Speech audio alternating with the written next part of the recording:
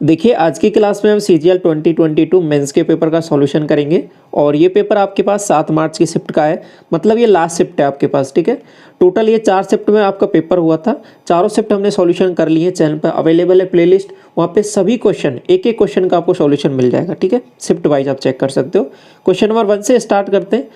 आपको दिया हुआ है कि इसका एवरेज फाइंड आउट करना है। अब देखिए एवरेज निकालने के आपके पास दो तरीके होते हैं। एक आप क्या करो कि कोई पर्टिकुलर वैल्यू को ही एवरेज मान लो, ठीक है, और उसके सापेक्ष आप क्या देख लो, डेविएशन देख लो कि ये कितना डेविएशन कर रहा है, तो उसके रेस्पेक्ट में आप यहाँ वैल्यू कैलकुलेट कर सकते हो।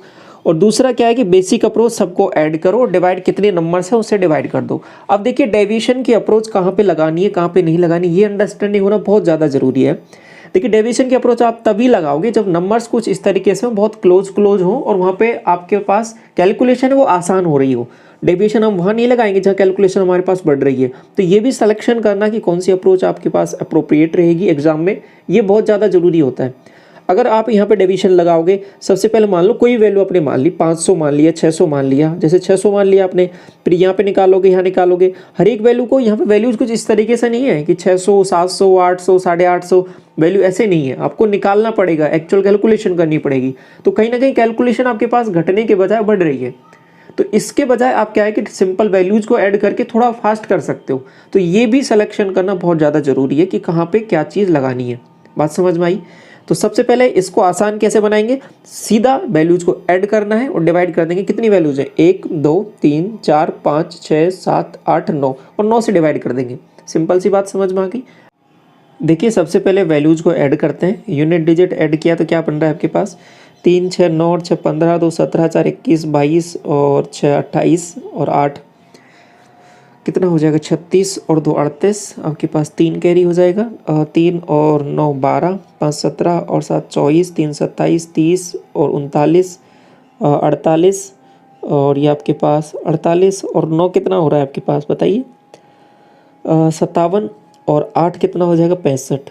आपके पास कैरी हो जाएगा 6, 6 6 12 और 4 12 और 4 16 और 8 कितना हो जाएगा आपके पास 16 और 8 24, ठीक है। 24 और 5 आपके पास 29 और 38 और ये आपके पास 6 44 और 5 49 और 3 कितना हो जाएगा 52 और 6 कितना हो जाएगा 58, ठीक है। 5858 बन रहा है ये, और 9 से डिवाइड करना है क्योंकि एक्चुअल 9 वैल्यू चाहिए टोटल मिला के। तो डिवाइड करोगे आप कितना बन रहा है, तो डिवाइड कर लो, 9 6 54, आपके पास 4 बनेगा तो ये 45 हो जाएगा, 9 5 45, फिर 0 बार जाएगा और 9 8 72 और आपके पास कितना बनेगा दोबारा, 7 बनेगा, ठीक है। और 8 बनेगा, सॉरी। अगर ये 81 होता लगभग 9 बार जाता तो लगभग 9 से थोड़ा सा कम आएगा, 8.889 करके ऐसे आएगा, तो अप्रोक्सीमेट करके ये बन जाएगा आपका, ठीक है। Option number 3। तो इस तरीके से यहाँ पे ये जो अप्रोच है बेसिक वाली थोड़ा कन्वीनियंट रहेगा। लार्जेस्ट 3 डिजिट का नंबर आपको बताना है जो सेम रिमाइंडर देता है 2 जब डिवाइड किया जाता है इन पर्टिकुलर नंबर से। तो यहाँ पे देखो 5 दिख रहा है ना आपके पास, 5 के लिए आपको क्या पता है कि डिविजिबल होता है या तो यूनिट डिजिट आपके पास 0 होना चाहिए या फिर आपके पास क्या होना चाहिए 5। अब इसमें रिमाइंडर 2 बच रहा है, तो मुझे बताओ यहाँ पे 2 ऐड कर देंगे कि नहीं कर देंगे, सिंपल।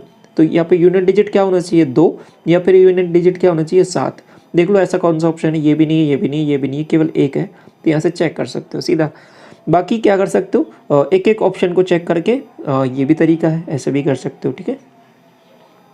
क्वेश्चन नंबर 3 देखिए, ये अच्छा सवाल पूछा गया प्रोबेबिलिटी से कैसे करेंगे। देखिए एक आपको बाइनोमियल एक्सपेंशन होता है, आपने 11th क्लास 12th क्लास में आप पढ़ते हो, मैथमेटिक्स का प्रोबेबिलिटी का एक अच्छा कंसेप्ट है। उसमें क्या होता है, देखिए कोई भी इवेंट है, सक्सेसफुल इवेंट के घटित होने की प्रायिकता क्या होती है। आपको एक फॉर्मूला ध्यान रखना है, क्या फॉर्मूला हो जाएगा, NCR, P की पावर R और Q की पावर N-R। अब यहाँ पे P और Q क्या है, देखो P प्रोबेबिलिटी है, Q भी प्रोबेबिलिटी है। P जो प्रोबेबिलिटी है वो सक्सेसफुल इवेंट की है, Q जो प्रोबेबिलिटी है वो आपके पास फेलियर इवेंट्स की है, ठीक है। और यहाँ पे R है वो कितने टाइम्स आपके पास इवेंट हुआ है, ठीक है। और N है वो आपके पास टोटल ट्रायल्स को बताएगा। तो ये आपको फॉर्मूला है, छोटा सा ध्यान रखना है, NCR, P की पावर R और Q की पावर N-R। अब सबसे पहले आपको N के बारे में बात करूँ तो नंबर ऑफ ट्रायल्स कितने हैं आप मुझे बताइए। देखो 10 बार किया है तो 10 तो नंबर ऑफ ट्रायल्स हो जाएंगे। आपको कितना पूछा है कि 2 बार वो टारगेट को हिट करे, तो आर की वैल्यू कितनी हो जाएगी, आपको होगी 2 हो जाएगी। इतनी बात तो समझ में आ गई, एन और आर क्या हो गए। इसके बाद हम पी और क्यू क्या होगा ये समझना बहुत ज़्यादा जरूरी है। अब देखिए पी मैंने बताया था कि सक्सेसफुल इवेंट की प्रोबेबिलिटी है, तो पी ये स्मॉल पी है, ठीक है। ये क्या हो जाएगा आपके पास, देखो 8 शॉट मारता है उसमें से 5 बार हिट कर देता है, तो 5/8 हो जाएगी। क्यू जो होगा वो आपके पास फेलियर इवेंट्स की, 8 बार शॉट मारता है तो कितने बार नहीं मार पाता है, तो आपको होगी 3 बार, 3/8। देखो ये कैसे निकालोगे क्यू का वैल्यू सिंपल सा ऐसे ध्यान रख लो कि पी प्लस क्यू जो होता है वो 1 के इक्वल होता है। यदि ये 5/8 है तो ये 3/8 हो जाएगा। आपको इतनी बात तो समझ में आ गई। अब आप बाइनोमियल एक्सपेंशन में फॉर्मूले में डायरेक्ट वैल्यू पुट करिए, तो आपको जो एक्चुअल प्रोबेबिलिटी निकालनी है कि वो टारगेट को 2 बार हिट करे, तो आप क्या करोगे, तो NCR आपको हो गए 10C2, ठीक है। और P की पावर R, P की वैल्यू क्या आई थी, अभी आपने देखा था ना 5/8 तो P की वैल्यू थी, और Q की वैल्यू क्या आई थी, आपको हो गए 3/8 Q की वैल्यू थी। तो P की वैल्यू आप रखोगे 5/8, 5/8 की पावर कितनी आएगी मुझे बताओ। हमने पढ़ा था कि R आएगी, R कितनी है 2 है, तो 2 आ जाएगी। और इसके बाद में Q की पावर n-R, Q कितना था आपको 3/8, n-R 10-2 मतलब 8 आ जाएगा। बस ये आंसर आ जाएगा। इसको सॉल्व करोगे तो आपके पास ये आता है क्या, 10 × 9 और डिवाइड बाई 2 × 1। इसको चेक करोगे आप, ये आपके पास क्या बन रहा है, ये 25 बन रहा है, ठीक है। और बटे में क्या बन रहा है, 8 की पावर 2, यहाँ से बन रहा है 3 की पावर 8, यहाँ से बन रहा है 3 की पावर 8 की पावर 8, तो 8 की पावर ओवरऑल 10 बन गया नीचे। ऊपर ये 3 की पावर 8 बन रहा है, ये 25 है, और ये 2 से कट जाएगा 45। तो 45 को जब 25 से मल्टीप्लाई करोगे, 45 का आधा करो आपको हो गया 22.5, 22.5 का आधा करो 11.25, तो 1125 आंसर यहाँ पे आ जाएगा। और 3 की पावर 8 आ जाएगा और 8 की पावर 10 आ जाएगा, तो ऑप्शन नंबर 4 करेक्ट हो जाएगा। बात समझ में आई किस तरीके से करना है, पर वो जो फॉर्मूला है वो आपको थोड़ा सा ध्यान रखना है, ठीक है। क्वेश्चन नंबर 4 देखिए, इसमें क्या बोला है कि angle of elevation of the top of the tower. देखिए आप में से बहुत सारे एस्पिरेंट कह रहे थे कि ये क्वेश्चन गलत है, देखो गलत नहीं है, ये क्वेश्चन बिल्कुल ठीक है। तो आपने टेलीग्राम चैनल पर अलग से भी मैसेज किया था, तो उसको समझिए ये वाला सवाल कि एंगल ऑफ एलिवेशन है टॉप ऑफ द टावर का from the top of A building जिसका हाइट है वो 680 है और एंगल है वो 45 डिग्री है। Angle of the elevation of the top of the tower from the foot of the same building 60 degree है, तो हाइट आपको टावर का बताना है। पहले केस समझिए क्या मामला बन रहा है। देखिए हाइट बिल्डिंग है, ये कोई टावर है, इसकी हाइट तो ज़्यादा है। आप किससे देख रहे हो, एक कोई बिल्डिंग से देख रहे हो, इसको यहाँ से देख रहे हो, एक बार बिल्डिंग के बॉटम में बैठ के देख रहे हो, ठीक है, यहाँ नीचे बैठ के देख रहे हो। तो यहाँ से देख रहे हो, 2 बार 2 एंगल बनेंगे आपको, बिल्कुल बनेंगे। एक वाला जो एंगल है ये वाले आपके पास 45 दे रखा है, और ये वाला जो एंगल है वो आपके पास 60 डिग्री दे रखा है। आपको निकालना क्या है, आपको हाइट ऑफ द टावर निकालना है। ऐसा करो जो निकालना है ना आपको, उसी को h मान लो। तो ये वाली जो पर्टिकुलर वैल्यू है इसको ही हमने h मान लिया, ठीक है, अच्छी बात है। आपको और क्या दे रखा है कि देखो 680 है जो इसकी हाइट दे रखी है, तो 680 तो ये हो गया। तो आप ऐसा भी बोल सकते हो कि 680 ये हो गया, बिल्कुल हो गया। अब मुझे बताइए कि अगर मैं बात करूँ थोड़ी यहाँ पे, ये 60 डिग्री के सामने की भुजा कंप्लीट एच है, ठीक है, ये वाली। तो इस 30 डिग्री के सामने की भुजा बताओगे आप मुझे, आपको बिल्कुल बता देंगे कि कितनी हो जाएगी, h/√3 हो जाएगी।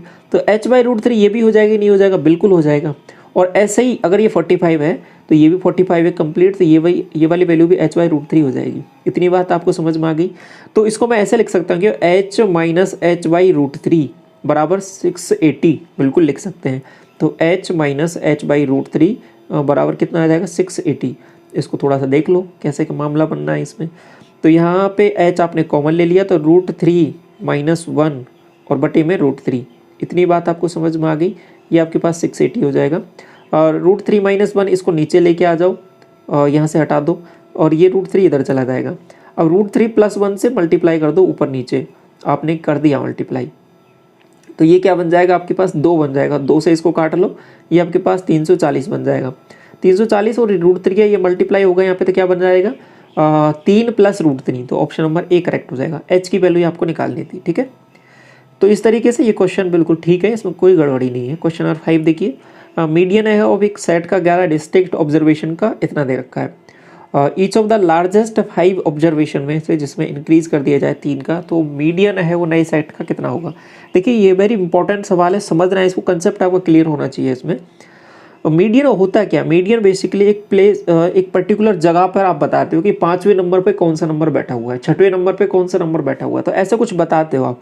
तो आपने क्या किया कि देखो टोटल 11 नंबर थे, 11 नंबर थे। देखो जो नंबर है वो कितने हैं आपको, ऑड नंबर में है, तो 11वां नंबर मतलब बीच में 5 नंबर इधर हटाए आपने, 5 नंबर इधर हटाए। बात समझ रहे हो, हम मीडियन कैसे निकालते हैं, मैंने फॉर्मूला नहीं बताया, मैंने बेसिक से बताया था आपको।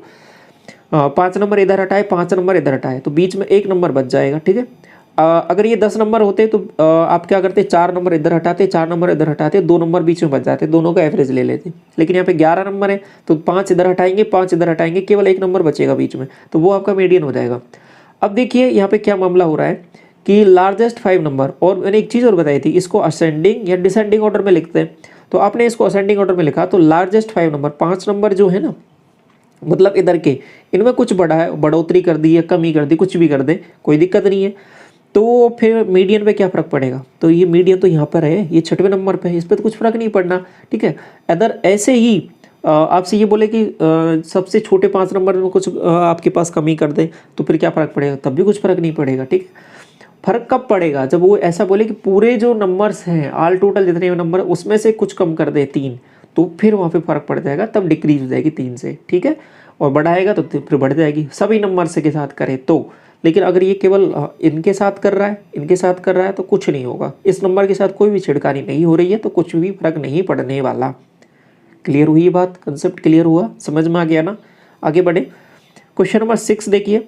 एक ट्रेपेजियम है ABCD और AB और DC पैरेलल है ईच अदर, और जो परपेंडिकुलर है डिस्टेंस है वो 8 दे रखी है, और ये आपके पास पर्टिकुलर डिस्टेंस की वैल्यूज दे रखी है। यहाँ पे ये समझना बहुत ज़रूरी है कि AB की जो वैल्यू है DC से ज़्यादा है या कम है, क्योंकि अगर इसको बिना समझे आपने ये डायग्राम बना दिया तो आपका आंसर है वो गलत आ जाएगा, ठीक है, उल्टा आंसर आ जाएगा। तो देखिए कैसे आ जाएगा उल्टा, ये भी समझ लो। देखो दो केस ऐसे हो जाएंगे, अगर आपने ऐसे बना दिया डायग्राम, ये AB को यहाँ पे बड़ा बना दिया और CD को यहाँ पे छोटा बना दिया, फिर जो परपेंडिकुलर डिस्टेंस ये वाली आ जाएंगी, और ये वाली वैल्यूज़ तो बराबर दे रखी है इसमें, तो फिर वैल्यूज़ ये वाली CD छोटी वैल्यू आ जाएगी। लेकिन सवाल में ऐसा बोला कि CD बड़ी वैल्यू है, तो डायग्राम कुछ इस हिसाब से बनेगा, ठीक है। तो ये थोड़ा सा देखना जरूरी है, सवाल में जो भी जानकारी दे रखी है बहुत काम की है। ये AB और ये CD, अभी देखिए ये वाली वैल्यू आपके पास 10 है, ये भी 10 है, आपको बिल्कुल दे रखी है, और AB की वैल्यू 15 दे रखी है। अब मैंने देखो यहाँ से परपेंडिकुलर डिस्टेंस ये दे रखी है आपको, यहाँ पे ड्रॉ की है, तो ये आपके पास 8 दे रखी है, ये 10 है, ये 8 है, आप बताओगे ये कितना होगा, 6 होगा, 8 से 10 का ट्रिपलेट होता है। ऐसे ही इधर भी आपके पास ये आपके पास 6 आ जाएगा। अगर ये 15 है तो ये भी 15 ही होगा कि नहीं होगा, बिल्कुल होगा, 15 होगा ये, ठीक है। आपके पास क्या बन रहा है, ये एक रेक्टेंगल ही तो बन रहा है, आयत ही तो बन रहा है, तो ये 15 हो जाएगा, ये 6 हो जाएगा, ये 6 हो जाएगा। देखो बताओ कितना, 15 और 6 21 और 6 27, तो ऊपर वाली वैल्यू कंप्लीट 27 हो गई, और ये 10 10 20 हो गया, और ये दोनों साइड, और ये आपके पास 15 हो गया। तो ऐड कर लो सबको, और 12 और 2 2 4 1 5 और 1 6, 62 आ जाएगा इसका कंप्लीट पेरीमीटर, ठीक है, ट्रेपेजियम का। अगला सवाल देखिए, एक प्रिज्म है और एक पिरामिड है, सेम बेस है, सेम हाइट है, और आगे बोला है कि find the ratio of the volume prism और पिरामिड। मैंने कहा था कि जब उसके रिवीजन वाली क्लास ले रहा था, तो मैंने कहा था कि आपको प्रिज्म और पिरामिड में जो वॉल्यूम होता है उसमें ये एक चीज़ ध्यान रखनी है, क्योंकि 1/3 का है वो डिफरेंस आता है इनमें, ठीक है। पिरामिड में क्या होता है कि मैंने ये बताया था कि जिसमें ऊपर पॉइंट होता है ना, क्या होता है कि जिसका जो टॉप है, टॉप, ठीक है, वो अगर पॉइंट होता है तो वहाँ पे 1/3 आती है उस वाले पर्टिकुलर, जैसे कि आपके पास कोन हो गया, ठीक है, आपके पास फ्रस्टम हो गया, फ्रस्टम भी कहीं ना कहीं कोन से ही तो बना है, और आपके पास पिरामिड हो गया। तो इन सभी में क्या है कि ऊपर वाला जो पॉइंट है वो एक जो टॉप है वो एक पॉइंट ही होता है, तो वहाँ से उन सभी आकृतियों में आपके पास 1/3 आता है वॉल्यूम में। और जब प्रिज्म में क्या होता है, प्रिज्म तो ऐसा होता है आकृति जिसका टॉप और बॉटम बिल्कुल सेम होता है, तो वहाँ पे 1/3 नहीं आता है, ऐसा मैंने आपको याद कराया था, तो आपको याद भी हो गया था उस टाइम पे। तो आपका जो प्रिज्म, इनका वॉल्यूम भी क्या होता है, सिंपल से आप देखो, पहले प्रिज्म देखना, तो प्रिज्म का वॉल्यूम हो जाएगा आप कहोगे कि एरिया ऑफ बेस इनटू आपके पास क्या हो जाएगा, हाइट, तो ये आपके पास प्रिज्म का वॉल्यूम होता है। और ऐसे पिरामिड का क्या होता है, 1/3 आ जाता है एक नई टर्म, और एरिया ऑफ बेस आ जाता है, इनटू आपके पास हाइट आ जाता है।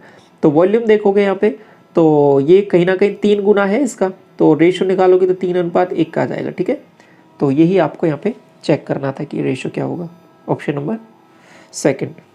आगे देखिए, क्वेश्चन नंबर 8, ये वैल्यू 8 है, ये वैल्यू आपके पास 11 है, ये -13 है और ये आपके पास 19 में से 11 जाएगा, आपको होगी 6 आंसर नहीं होगा, लेकिन आपको स्क्वायर पूछा है तो 36 आंसर हो जाएगा। ठीक है। क्वेश्चन नंबर 9 में बोला है कि 2 LED टीवी है और एक मोबाइल फ़ोन है, तो आपके पास 31,000 रुपये में 2 मोबाइल फ़ोन और एक LED टीवी 35,000 में, तो एक मोबाइल फ़ोन आपको निकालना है। देखो 2 LED टीवी और एक मोबाइल फ़ोन, ये 31,000 है, आपने लिख लिया।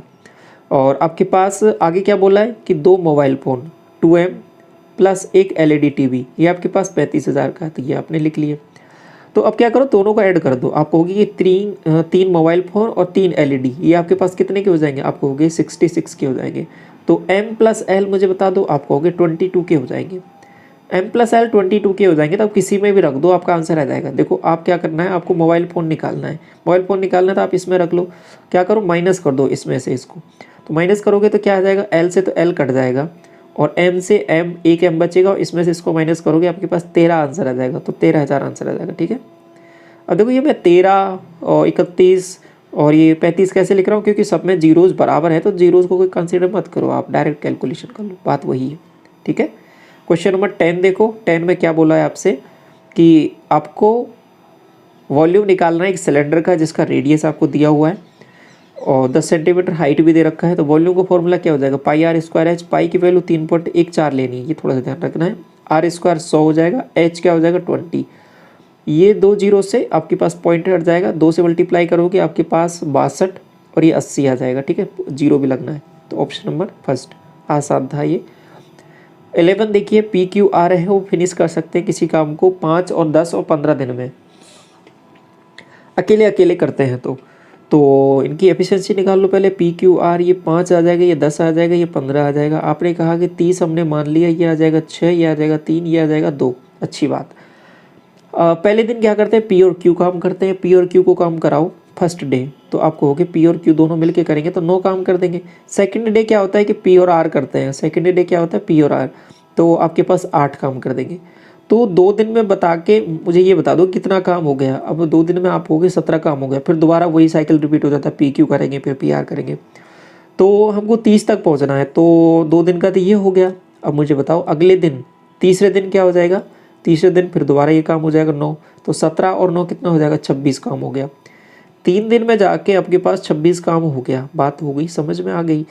अब आगे काम बचा हुआ है आपके पास 4, उसको आगे करने आएंगे ये दोनों P और R, तो 8 की एफिशिएंसी से काम करेंगे, तो 1/2, तो 3 सही 1/2 आंसर आ जाएगा। 3 सही 1/2, ये क्या होता है 3.5, 3.5 मतलब 7/2।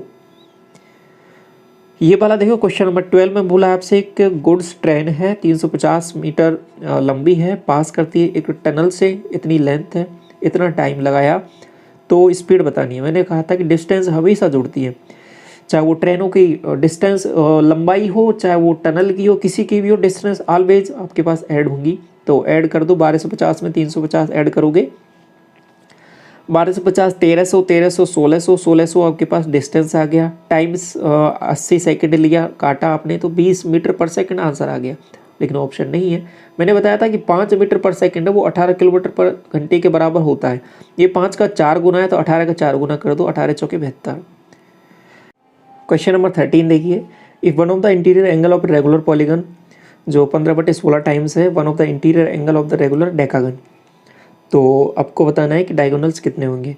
तो सबसे पहले देखिए आपको निकालना क्या है कि 15/16 टाइम्स निकालना है, किसका निकालना है, डेकागन के। तो डेकागन के एंगल कितने हो जाएंगे, आपको होगे कि 10 - 2 इंटू 180 बटे कितना आ जाएगा, आप मुझे बताइए कितना आएगा, बटे में 10 आएगा।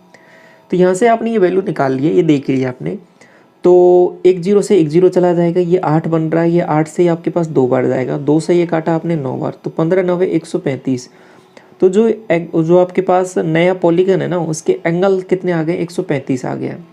ये बात आपको समझ में आ गई अच्छी तरीके से, 135 आ गया। अब ये जो नया पॉलीगन है, अब मुझे बताइए आप अगर 135 इंटीरियर एंगल है तो एक्सटीरियर एंगल कितना हो जाएगा। आप जानते हो इंटीरियर प्लस एक्सटीरियर का टोटल 180 होता है, तो एक्सटीरियर आप यहाँ से बता दोगे 45 डिग्री होगा, तो एक्सटीरियर एंगल 45 डिग्री हो गया। तो अब मुझे बताइए किसी भी ट्राइंगल जो पॉलीगन है उसके टोटल एक्सटीरियर एंगल का टोटल 360 होता है, तो उसमें 45 का मैं भाग दूंगा तो कितना आ जाएगा, आप बताइए, तो उसकी साइड आ जाएंगी नहीं आ जाएंगी? बिल्कुल आ जाएंगी। तो पहला 45 का इसमें डिवाइड किया तो 9 चौके 36, 4 4 दूनी 8, तो 8 साइड का ये आपके पास पॉलीगन है। इतनी बात आपको समझ में आ गई। अगर ये 8 साइड का पॉलीगन है तो इसके डायगोनल कितने हो जाएंगे? आप कहोगे n into N minus 3 divide by 2, तो 8 इंटू 8 माइनस 3 5/2, 40/2 20, तो ये आपका आंसर हो जाएगा। ठीक है, फॉर्मूला बेस है। आपसे बोला है कि 4 डिजिट का एक नंबर है जो 7 से डिविजिबल है, वैल्यू आपको y की निकालनी है। 7 से डिवाइड करते हुए चलो, आपने किया 7 6 42, 4 3 7 6 42, एक बच रहा है, तो क्या होना चाहिए? आप कहोगे 4 होना चाहिए, जिससे आपका कंप्लीट डिवाइड हो जाए। ठीक है, ये वाला देख लो, क्वेश्चन नंबर 15 में बोला है ये वाली वैल्यू, ये पी के है, ये क्यू के इक्वल है, ये आपको निकालना है। तो क्या करना है? स्क्वायर करना पड़ेगा। स्क्वायर कर दो, आप कहोगे A square cot square theta, इसका किया B square cosec square theta, और 2 टाइम्स क्या आ जाएगा? A B cosec theta cot theta, इसको लिख लो आप एज इट इज़। और ऐसे इसका इधर किया हमने, तो ये क्या बन जाएगा? यहाँ से देखो इसको, ये बन जाएगा आपके पास A square cosec square theta, ये बन जाएगा आपके पास B square cot square theta, और ऐसे ये पर्टिकुलर टर्म बन जाएगी 2ab, ये वाली बिल्कुल सेम सेम रहेगी। आपको माइनस करना है, इसमें से ये वाली माइनस करनी है। तो देखो ये वाली टर्म तो कट जाएगी क्योंकि दोनों में बराबर है। इसको माइनस करोगे तो यहाँ से ए स्क्वायर कॉमन ले लो, तो बेसिकली माइनस ए स्क्वायर लेना पड़ेगा कॉमन, तो cosec square theta minus cot square theta ये बन हो जाएगा। यहाँ से बी स्क्वायर कॉमन लिया तो यहाँ पे क्या बनेगा? ये भी बन हो जाएगा। ठीक है, इसमें से ये माइनस किया है ना, तो बी स्क्वायर माइनस ए स्क्वायर आपका बन जाएगा। जो आपके पास फॉर्मूला यहाँ पे लग रहा है वो क्या लग रहा है? Cosec square theta minus cot square theta बराबर 1, ये आपको अच्छे से पता है। ठीक है, कई बार हम डिस्कस कर चुके हैं सब। क्वेश्चन नंबर 16 में बोला है पी क्यू आर एक साइक्लिक क्वाड्रिलेटरल है, और पी है जो 3 टाइम्स है आर के, एस है वो आपके पास 4 टाइम्स है क्यू के, एस और आर क्या होगा? देखिए एक तो क्या है, डायरेक्ट अगर जो एंगल से आप देख पा रहे हो तो डायरेक्ट कर सकते हो, बाकी अगर थोड़ा कन्फ्यूजन है तो एक डायग्राम जरूर बना लो छोटा सा, कोई दिक्कत नहीं, आप गड़बड़ नहीं करनी है बस। ये P हो जाएगा, ये Q हो जाएगा, ये R हो जाएगा, ये S हो जाएगा। अब देखिए आपको P के लिए बोला है और R के लिए बोला है, P और R में रिलेशन चल रहा है इसमें और इसमें। जो P है ना वो 3 टाइम्स है R के, तो ऐसा लिख सकता हूँ कि मैं, देखो एक चीज़ तो आपको पता है कि P प्लस R है वो 180 होता है, क्योंकि साइक्लिक है तो ये तो होगा ही। अब P के लिए बोल दिया कि ये 3 टाइम्स है, तो ये 3R प्लस R, तो ये 4R की वैल्यू आ जाएगी कि नहीं आ जाएगी? 4R बराबर 180, तो R की वैल्यू आप मुझे बताइए, आप हो गए 45 डिग्री, तो ये 45 आ गया। आपको R चाहिए था तो R 45 निकाल लिया आपने 45। इसके साथ साथ आप किस पे चलोगे, काम करोगे? आप करोगे काम इस पे, दूसरे वाले पे। यहाँ पर S और Q के लिए भी एक रिलेशन दे रखा है। जो S है वो 4 टाइम्स है Q के। S जो है देखो आपको पता है कि S प्लस Q बराबर भी 180 होगा। जो S है वो 4 टाइम्स Q के, तो ये 5Q की वैल्यू भी आपके पास 180 आ जाएगी। तो Q की वैल्यू आप यहाँ से इजीली निकाल लोगे 36। Q की वैल्यू अगर 36 निकाल ली है आपने, तो आप मुझे बताइए ये इसका 4 टाइम्स है, तो आप कहोगे कि 108 है वो, 36 दूना 72, 144 सॉरी 144 है 144। S की वैल्यू भी आपने निकाल ली है। आपको S प्लस R पूछा तो 144 प्लस 45 आप कहोगे 189, ऑप्शन नंबर 4। अगला सवाल देखिए, working for 10 hours per day, 6 आदमी किसी बिल्डिंग को बना सकते हैं। By working how many days, आपके पास बोला है कि कितना टाइम उसको लगेगा जिससे 12 आदमी वो उस काम को कंप्लीट कर दें। तो ये आपके पास टाइम बताना है कि पर डे कितना घंटे या कितने मिनट आपको काम करना पड़ेगा। तो सबसे पहले देखिए आपको कुछ नहीं, दोनों को इक्वल कर देना है वैल्यूज़ को। तो वो 10 घंटे काम कर रहा है, 6 आदमी है, तो ये आपके पास इक्वल हो जाएगा। कितने लोगों से कराना है? 12 लोगों से, तो हमने टाइम मान लिया T लगेगा। तो ये 60 है, 60 में 12 का भाग दिया आपने, 12 पंजे 60, 5 घंटे आ जाएगा। ये देखो ये घंटे में था ये, तो इधर भी ये जो वैल्यू आएगी वो घंटे में आएगी, तो 5 आवर्स आंसर आ जाएगा। ये वाली वैल्यू देखिए क्वेश्चन नंबर 18, ये आपको फाइंड आउट करना है। ऐसा कर सकते हो, ऐसे सवालों में क्या करना है कि वैल्यू पुटिंग बहुत सही रहता है ऑप्शंस के थ्रू, तो वैल्यूज आप देखोगे तो सीधा निकाल लोगे। बाकी यहाँ पे सीधा पता भी लगा है, देखो 17 कैसे आएगा, ये कहीं ना कहीं इनका स्क्वायर या क्यूब करके ही आया है। तो 2x की जगह आप जैसे 3 रखोगे तो आपके पास 8 बन रहा है, इसका स्क्वायर करोगे तो ये आपके पास 9 बन रहा है, 8 9 17।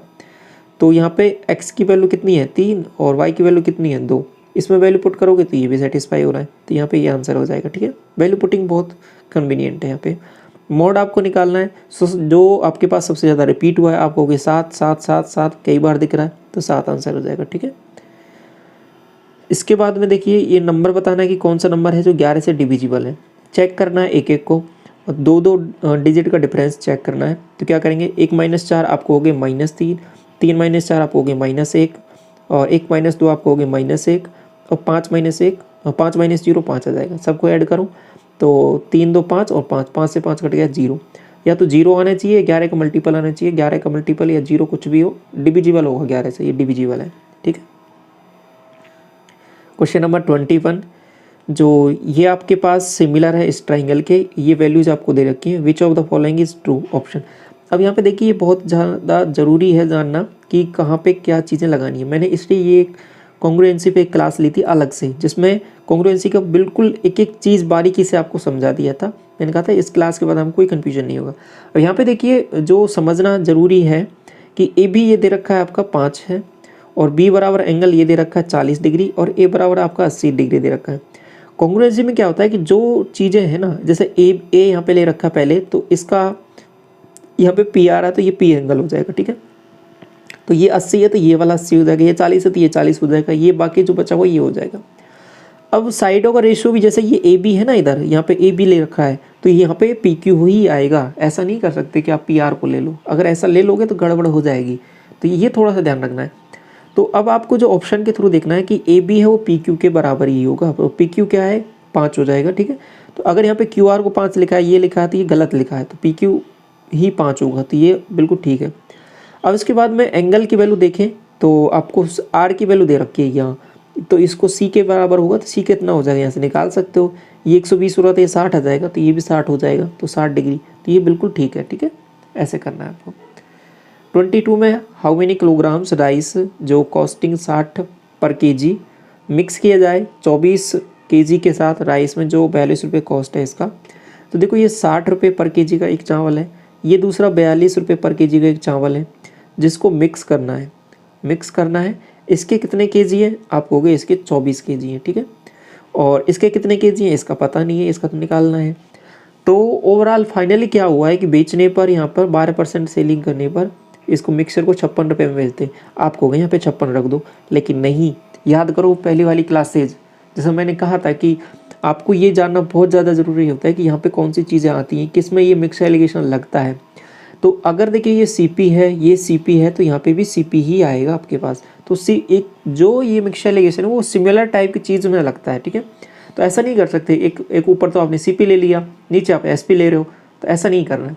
तो इसको भी सीपी बनाना पड़ेगा। तो ये 56 जो दे रखा है ना आपके पास, ये कितने यूनिट की वैल्यू है आप मुझे बताइए। ये 112 यूनिट की वैल्यू है कि नहीं है, बिल्कुल 12% के प्रॉफिट पर जो वैल्यू है। आपको 100 यूनिट की वैल्यू निकालनी है, तो 56 दूना 112, 2 से काटा 50 बार, तो अभी सीपी आपने निकाल लिया है कि मतलब 50 रुपये का इसका सीपी हो गया मिक्सचर का। तो अब यहाँ पे सॉल्व कर लो मिक्सचर एलिगेशन से, यहाँ पे पास 10 हो जाएगा, यहाँ पे आपने सॉल्व किया तो आपके पास कितना आ जाएगा, ये 8 आ जाएगा। इतनी बात आपको समझ में आ गई है कि अच्छे से ये कितने किस तरीके से चीज़ें यहाँ पे चल रही हैं। इसको काट लो, काटना है तो ये 4 बार जाएगा, ये 5 बार जाएगा। अब मुझे बताइए कि जो 24 जो वैल्यू है ये कितने यूनिट की वैल्यू है। आप कहोगे 24 जो वैल्यू है वो 5 यूनिट की वैल्यू है, आपको 4 यूनिट की वैल्यू निकालनी है। मल्टीप्लाई कर लो, 24 चौके 96, जो 96 वैल्यू है बटे 5, मल्टीप्लाई करोगे 2 से ऊपर नीचे तो आपके पास 192 पर हो जाएगा बटे 10, तो 19.2 आंसर आ जाएगा। ठीक है, कैलकुलेशन आसान है। जो 23 है बोला है कि एक क्लियरेंस सेल में शॉपकीपर है जो 45% का डिस्काउंट देता है और कस्टमर पेड करता है 330 रुपये, और आगे बोला है कि मार्क प्राइस क्या है टी शर्ट का, सॉरी टी शर्ट नहीं है, शर्ट है, जो भी हो, शर्ट हो या टी शर्ट हो, क्या करना है। तो 330 रुपये है, ये तो दिया है उसने। देखो 45% का अगर डिस्काउंट दे रहा है तो मुझे बताओ कितने में बेचेगा। आप कहोगे 55% में बेचेगा, तो ये 55% की वैल्यू है कहीं ना कहीं। आपको निकालना है क्या, MRP। आपको ये 100 यूनिट की वैल्यू निकालनी है। 5 से काटो 11 बार, 5 से काटो 20 बार, 11 से काटो 3 बार, 30 मल्टीप्लाई कर लो 600। ठीक है। 24 में क्या करना है, ये देखो ये वैल्यूज क्या करोगे, देखो 20% परसेंटेज है, बटे में 100 लिखेंगे, बटे में 100 लिखेंगे, परसेंटेज हटाया 100 से 100 गायब, मल्टीप्लाई कर लो 100 से 20 से किया, आप कहोगे 20A, या फिर और भी आसान कर लो, ये 0 को बैठा लो तो 2 और 3 बच गया, तो 2 और 3 से मल्टीप्लाई करो, ये कहोगे आप 2A प्लस 2B, ये आपके पास हो जाएगा 3A माइनस 3B के इक्वल। तो A को एक साइड लेके आ जाओ, आप कहोगे A बराबर 5B, तो A by B A by B, ये कितना हो जाएगा आपको कि 5/1। आपको बोला क्या है कि बी है जो कितने के इक्वल है, what percentage of B is equal to A. तो सिंपल सा ये वैल्यू बतानी है कि यहाँ पे जो बी है वो ए के कितने परसेंटेज के इक्वल है। तो सिंपल सी वैल्यू क्या करोगे आप, बी की जो ए की वैल्यू वो 5 है, तो ये इसकी वैल्यू कितना है आपको 1। अगर मुझे बी को ए बनाना है तो कितना परसेंटेज लेना पड़ेगा इसका, तो बी का मुझे कितना परसेंटेज लेना पड़ेगा, तो मुझे इसका 500% लेना पड़ेगा, तभी जाके बराबर होगा, नहीं होगा बिल्कुल। तो ये इसका 500% हो जाएगा, ठीक है। 25 देखिए, जो आपको बताना है कि coordinate of the point, graph आपका ये दे रखा है, तो कोऑर्डिनेट एक्सेस का क्या होगा। देखिए एक आपको ध्यान रखना है कि x/a y/b आपने छोटी क्लासों में पढ़ा था बराबर 1। ये क्या है, देखो ये भी एक लाइन की इक्वेशन है। ये लाइन की इक्वेशन कैसी है, देखो ये लाइन की इक्वेशन ऐसे है, जैसे कि मान लो एक ये लाइन है, यहाँ पर x एक्सिस पे ये आपके पास a का सेगमेंट यहाँ पे है और ये y पर ये b का है सेगमेंट, ठीक है। तो एक लाइन की इक्वेशन हो जाती है ये सिंपल, इस टर्म में आप बदलोगे तो यहाँ पे ये a की वैल्यू ये हो जाएगी और ये आपके पास सीधा कोऑर्डिनेट बता सकते हो। तो इसको ये कट कर रहा है तो यहाँ पे क्या बताओगे कि ये इसका जो कोऑर्डिनेट है वो a0 है, इसका कोऑर्डिनेट क्या है b0 है, सॉरी 0b है। तो इस तरीके से चीज़ें बता सकते हो, इस फॉर्म में आप बदल लो इसको। तो इस फॉर्म में बदलोगे तो आप क्या करोगे, इसको 399 का इधर भाग दे दो तो आप कहोगे x बटे, तो इसको मैंने क्या किया 399 और बटे ये 57 को नीचे लेके आ गया, ठीक है। थोड़ा सा चेंज किया है, आप ध्यान से समझो इसको, y/399 और बटे 19 ऐसा कर दिया इसको चेंज, और फिर इक्वल टू ये 0, सॉरी 0 नहीं है 1 आ जाएगा। तो ये पर्टिकुलर वैल्यू वो सेगमेंट आ गई, ये दूसरा सेगमेंट आ गया, तो यहाँ पे आप सीधी वैल्यू बता दोगे, ठीक है। तो अब क्या होगा कि इसको काट लो, देखो ये 19 से कटेगा 3 बार और 19 से कटेगा 19 दूना 38 और एक 19 से कम 19, 3 से ये 7 बार कट जाएगा। और इसको काटा आपने, ये 19 दूना 38, 1 और 19 से कम 19, ये माइनस का और आएगा क्योंकि माइनस था ना इसमें। तो अब मुझे बताइए x/a, तो ये x एक्सिस को कितने पर काटेगा, आप कहोगे कि 7 0 पर काटेगा, ठीक है। और ये आपको y एक्सिस को कितने पर काटेगा, अभी मैंने बताया था ये 0 - 21 पे काटेगा। तो ऐसे आपको इसको चेक करना है, ठीक है, कोई कन्फ्यूजन नहीं है ना इसमें। 26 में क्या बोला है कि रजनीश ने बोरो किया है 1500 रुपये बैंक से और रैपिड एंटायर अमाउंट जो इंटरेस्ट है वो 2 इक्वल एनुअल इंस्टॉलमेंट में आपका दे दिया है। फर्स्ट जो इंस्टॉलमेंट है वो पे की गई है रजनीश को, बोरोड फ्रॉम द बैंक, 1 साल के बाद उसने दे दिया है, ठीक है। रेट ऑफ इंटरेस्ट 40% है और कंपाउंडेड एनुअली है, ठीक है। तो आपको बताना है कि प्रत्येक जो इंस्टॉलमेंट में उसने कितना पैसा दिया। तो देखो कैसे, इसने 1500 रुपये तो लिए थे, लेकिन अब 1 साल बाद में जितना पैसा वो एक इंस्टॉलमेंट दे दी, फिर जो बचा वो दूसरे इंस्टॉलमेंट में दे दिए। ये दोनों इंस्टॉलमेंट की वैल्यू तो बराबर है, लेकिन कितनी है ये आपको बताना है। तो हम सबसे पहले क्या करेंगे, देखो 1500 रुपये था, इस पर 1 साल का ब्याज लगा दो आप, तो ये 40% है ना, 40% का मतलब क्या हो जाएगा 140/100, इतना हो गया धन 1 साल के बाद में। तो इसको ऐसा लिख सकता हूँ क्या, 14/10, 14/10 धन हो गया है कितने साल बाद, 1 साल बाद। या फिर इसको ऐसे भी लिख सकता हूँ कि 7/5 हो गया है। इतनी बात आपको समझ में आ रही है कैसे लिख रहा हूँ मैं। तो 1500 रुपये का 7/5 धन हो गया है 1 साल के बाद में। अब इसमें से इसने क्या किया कि कुछ x की एक इंस्टॉलमेंट दे दी है, अब बाकी कुछ धन बच गया, अब उसका फिर दोबारा ब्याज लगेगा, तो उस पर दोबारा ब्याज लगा दो। तो कितना लगेगा वो ब्याज, आपको कि दोबारा भी वही 7/5 लगेगा। अब बाकी जो ये धन बना है अभी, इसको x के इंस्टॉलमेंट में दे दिया है, ठीक है। तो ये बात समझ में आ गई, ये मामला है, इसको सॉल्व करना है सिंपल। तो सॉल्व कर लो, 5 से काटो इसको 3 बार, 300 7 21, तो 2100 ये बन रहा है। और आप क्या करोगे,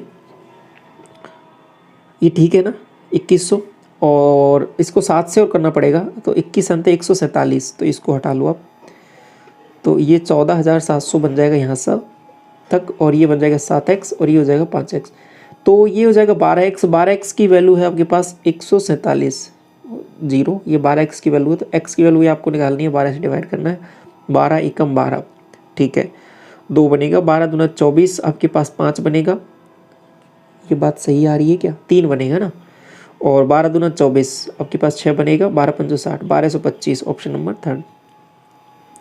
क्वेश्चन नंबर 27, एक सम है जो ट्रिपल हो जाता है 9 साल में सिंपल इंटरेस्ट पर, find the rate of interest. देखिए कोई सम है जो P था पहले वो ट्रिपल हो गया, आप कहोगे ट्रिपल हो गया, 3P हो गया, तो ब्याज कितना मिला है? आप कहोगे 2P ब्याज मिला है। 2P ब्याज मिला है, कितने पर मिला है? आप कहोगे P पर मिला है। कितने रेट है? आप कहोगे R है बटे 100 इंटू टाइम कितना है? आप कहोगे कि 9 साल है। बस ये है काम, P से P जाएगा। R की वैल्यू क्या आ जाएगी? 200 बटे 9, 200 बटे 9।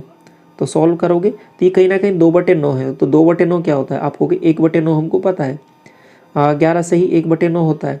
तो 2 बटे 9 क्या हो जाएगा? 22 से ही 2 बटे 9 हो जाएगा। तो ऑप्शन नंबर 4 हो जाएगा। ठीक है। ए स्टार्ट करता है बिजनेस को 75,000 रुपये लगाकर, बी ज्वाइन कर लेता है 5 महीने के बाद में और इन्वेस्टमेंट इतना लगाकर, तो प्रॉफिट इतना है, तो ए का शेयर आपको निकालना है। तो सबसे पहले क्या करोगे? आप कहोगे 75,000 रुपये तो इसने लगाए हैं, लेकिन इसने 12 महीने के लिए लगाए हैं। दूसरा जो है बी है, उसने क्या किया है कि 80,000 रुपये तो लगाए हैं, लेकिन इसने कितने महीने के लिए लगाए हैं? तो 5 महीने बाद ज्वाइन किया है। 5 महीने बाद ज्वाइन किया तो आप कहोगे ये 7 महीने के लिए ही इसने लगाए होंगे पैसे। ठीक है। तो इसको थोड़ा सा सॉल्व करें। 5 से इसको काटा आपने तो आप कहोगे 16 पंजे 80। 5 से इसको काटा आपने, आप कहोगे 5 से अगर इसको काटा 15 5 75। 4 से भी काट लिया 3 बार, 4 से काटा 4 बार, तो ठीक है 7 चौके 28 यहाँ से बन रहा है और ये आपके पास 15 3 45 बन रहा है। तो 45 और 28 का ये रेशियो बन गया। अब इसी रेशियो में आपके पास प्रॉफिट है जो बटेगा। तो प्रॉफिट की वैल्यू कितनी है? आप कहोगे प्रॉफिट की जो वैल्यू है वो 4088 है। अब ये जो वैल्यू है आपके पास कितने की है? आप कहोगे कितने यूनिट की है? आप कहोगे 8 5 13 और 4 2 6 1 7, 73 यूनिट की है। आपको निकालना क्या है? ए का प्रॉफिट, मतलब 45 यूनिट की वैल्यू निकालनी है। इसको डिवाइड कर लो। आपने डिवाइड किया 7 5 35, 7 6 42, 5 बार ही जाएगा। तो 5 बार किया आपने भाग, तो क्या कितनी बार जाएगा? देखो 5 तिया 15, 1 और 5 35 और 1 36, माइनस कर लो। आप कहोगे 3 बचेगा और यहाँ से बन जाएगा आपके पास 4। ठीक है। और ये आपके पास हो जाएगा 8। अब कितनी बार जाएगा? आप कहोगे देखो 6 बार जाना चाहिए, 6 7 6 42। ठीक है। हाँ 6 बार जाएगा। तो पहले 5 बार गया, अब 6 बार जाएगा। 56 और 45 आ रहा है, दोनों को मल्टीप्लाई करना है। तो 56 और 45 इनको मल्टीप्लाई कर लेते हैं। 6 पंजो 30, 3 और मल्टीप्लाई किया 25 और ये आपके पास 24 49 3 52 5 20 25, 2520, 252 दिखना चाहिए आपको। देखिए यहीं पर दिख रहा है आपका, बाकी 0 जाना चाहिए। ठीक है। तो ऑप्शन नंबर फर्स्ट करेक्ट हो जाएगा। दूसरा निकालने की आवश्यकता नहीं है, केवल एक निकाल लो, उससे सॉल्व हो जाएगा। ठीक है। ये वाला देखो क्वेश्चन नंबर 29, क्या करना है इसमें? ये वाली वैल्यू और ये वाली वैल्यू दे रखी है, इनको सॉल्व करना है। कुछ नहीं, सिंपल स्क्वायर कर दो। वैल्यू पुटिंग करना एक आसान तरीका हो सकता है, उससे भी कर सकते हो। बाकी ये आसान सी वैल्यू है, इसका स्क्वायर करो सिंपल। तो ये क्या हो जाएगा? देखो sine square theta plus cosec square theta plus cos square theta plus sec square theta. तो अब ये देखिए क्या बन रहा है मामला, और साथ में क्या आ जाएगा? 2 टाइम्स भी तो आएगा साइन थीटा और सेक थीटा, तो यहाँ से 2 ही बन जाएगा। ठीक है। और इधर से भी 2 आएगा, तो 2 और 2 4, 4 तो ये हो गया। एक sign square theta cos square theta, एक ये हो गया, 5 हो गया। अब इस कोसेक स्क्वायर थीटा और सेक स्क्वायर थीटा को देखो, ये भी बदल जाएगा। इसको लिख सकते हो 1 प्लस कॉट स्क्वायर थीटा, इसको लिख सकते हो 1 प्लस टेन स्क्वायर थीटा। तो ये 2 और यहाँ से आ जाएगा, तो 5 2 7, तो 7 तो आएगा ही आएगा। साथ में टेन स्क्वायर थीटा और कॉट स्क्वायर थीटा भी आएगा। ठीक है। तो ये और 2 टर्म आएंगी। ये वाला सवाल देखो, लास्ट सवाल है आपका शिफ्ट का। आपको ये वैल्यू दे रखी है, देखो 0.7 है, कोई पर्टिकुलर वैल्यू ए मान लो, तो ए क्यूब दे रखा है और ऊपर ये बी मान लिया तो बी क्यूब दे रखा है। बटे में क्या दे रखा है आपको? आपका ए स्क्वायर माइनस ए बी और प्लस बी स्क्वायर। आपका ये सिंपल फॉर्मूला ही होता है, कहीं ना कहीं क्या होता है कि ए प्लस बी और ये A square minus A B plus B square. तो ये कहीं ना कहीं नीचे से कट जाएगा, तो केवल ए प्लस बी बचेगा। तो ए प्लस बी क्या हो जाएगा? 0.7 0.3, आप कहोगे 1, तो 1 के इक्वल हो जाएगा। ठीक है। तो ये ओवरऑल आपका 7 मार्च की शिफ्ट का सॉल्यूशन था। तो इस तरीके से आपके कंप्लीट सीजीएल मेंस के सॉल्यूशन यहाँ पे कवर होते हैं 2022 के। तो आपने ये सभी सॉल्यूशन अवेलेबल हैं चैनल पे, तो ये सभी चेक कर सकते हो आप। ठीक है। क्लास कैसी लगी कमेंट सेक्शन में ज़रूर बताना। पहली बार विजिट करें, सब्सक्राइब कर लें फर्दर क्लासेस के लिए। Thank you so much.